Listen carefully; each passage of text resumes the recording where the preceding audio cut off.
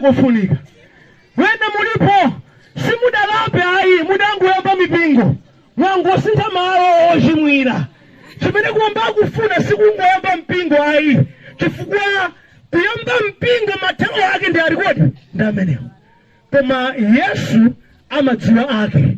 Ena so mulipo mmageza ngati kudziona ndabusa ngaine zanusayenda ayi kaya. Pamtanda padaliba Kambiri ayi. Ine sumfuna Yesu yemwe.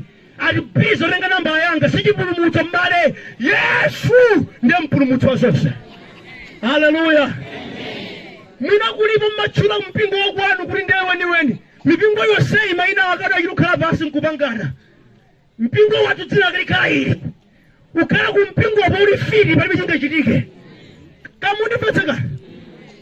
Buledi akakhala kwambiri mushopu usasanduka shopu siziteka. Mbuledi nditu basi. Munafunika mukhale ndi Yesu. Mudzipe mphera inde chimwanu mudani kodi mudalapa. Inunso pempherani kale. Ma uniform asangusitseni awo njovala ichi. Njovala zimenezi. Mukhale ndi Yesu mtima mwanu. Amen. Chifani matsimikizika mtima ine. Kuti ngakhale mutakhala udindo bwanji kandi mbusa kandi ndani ngati Yesu alibe zavuta basi.